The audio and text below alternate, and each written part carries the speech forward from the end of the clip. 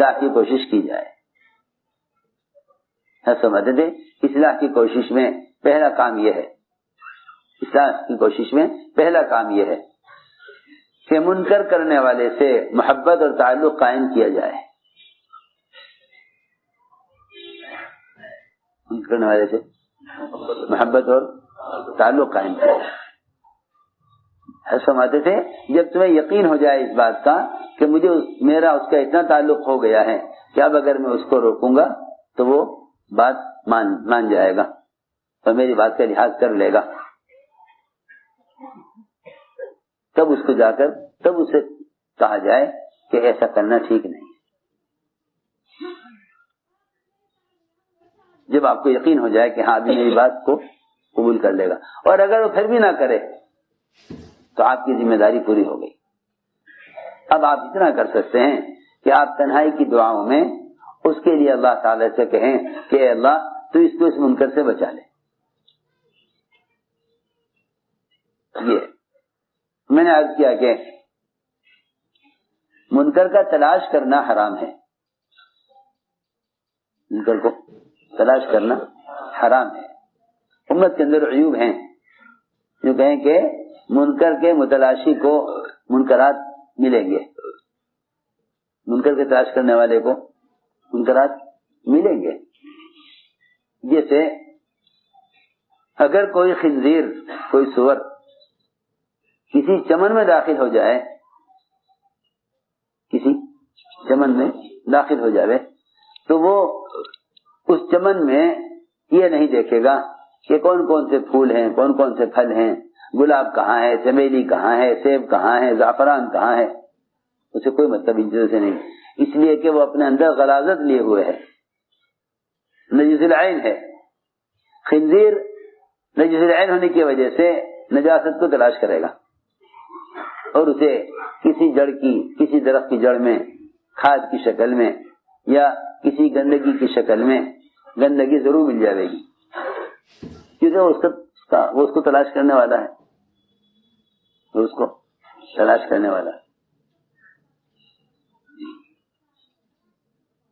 وہ اس کو تلاش کر رہا ہے نا، تو اس کو گندگی کہیں نہ کہیں یقین تو مل جائے گی. لیکن آپ جانتے ہیں کہ بے عیب صرف اللہ کی ذات ہے. سب کا سب خطا کار ہو تو یہ کون کہہ سکتا ہے کہ نہیں جی یہاں تو فرشتے رہتے ہیں، یہاں کوئی غلطی کرنے والا نہیں ہے. فرمایا کہ اس چمن میں دعوت کے شہد کی مکھی بن کر داخل ہوا کرو. کیا بن کر؟ شہد کی مکھی.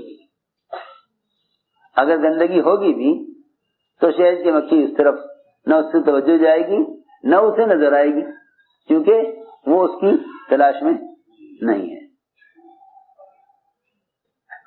خنزیر سور تو تلاش میں ہے گندگی کے، اس کو کسی بھی درخت کی جڑ میں کھاد کی شکل میں، حالانکہ کھاد کتنا ضروری ہوتا ہے، جتنا گندا کھاد ہوتا ہے اتنا قیمتی سمجھا جاتا ہے.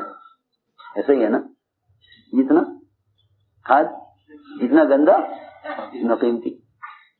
سوچو تو صحیح، درختوں کی جڑوں میں گندا کھاد مہنگا قیمتی خرید کر ڈالا جاتا ہے.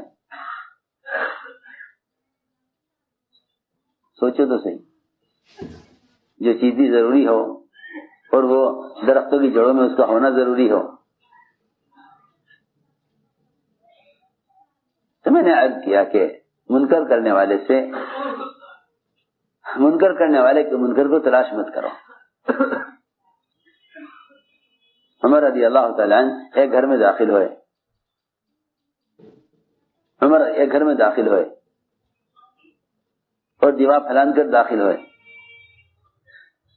تصور جدار، اور دیکھا کہ ایک بوڑھا آدمی کبیر السن وہ شراب پی رہا اور ناچنے گانے والی گا رہی. عمر نے فرمایا اس سے برا منظر میں نے کبھی نہیں دیکھا کہ ایک شخص وہ موت کا منتظر ہے، عمر زیادہ ہو گئی ہے، اب موت کا وقت قریب ہے اور وہ یہ گناہ کر رہا.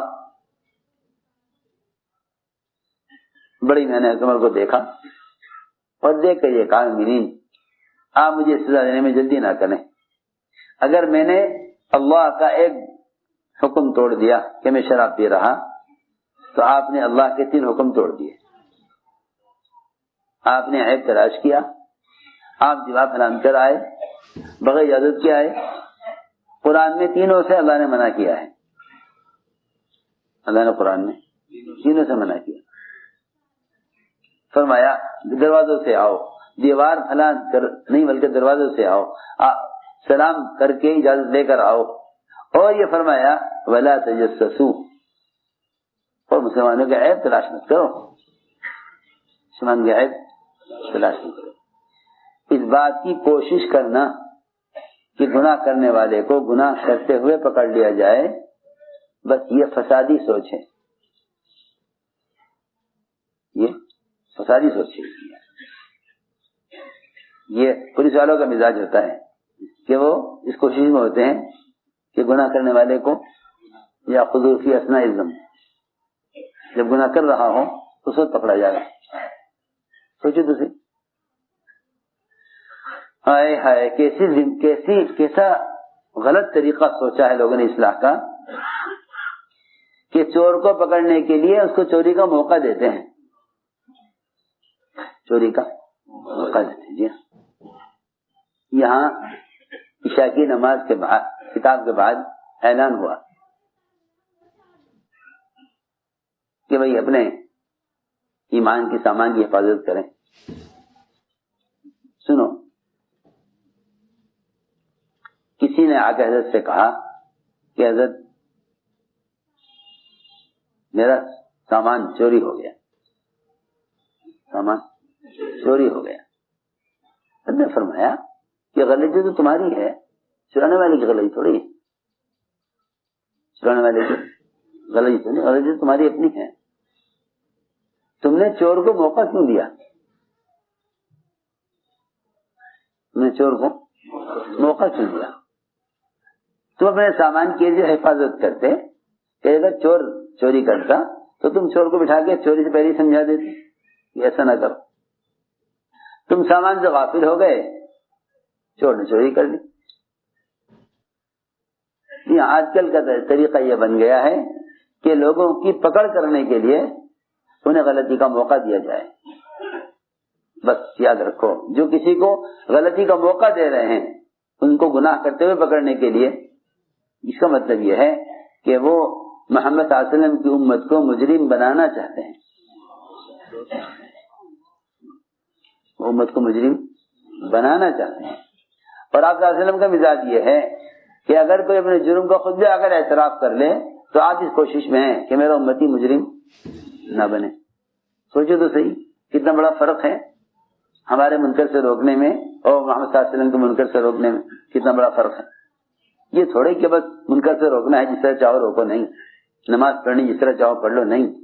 یہ میں شروع سے کہہ رہا، جس طرح ہم نماز کے فریضے کے ادا کرنے میں طریقے کے پابند ہیں، اس طرح منکر سے روکنے کے فریضے کے ادا کرنے میں بھی طریقے کے پابند ہیں.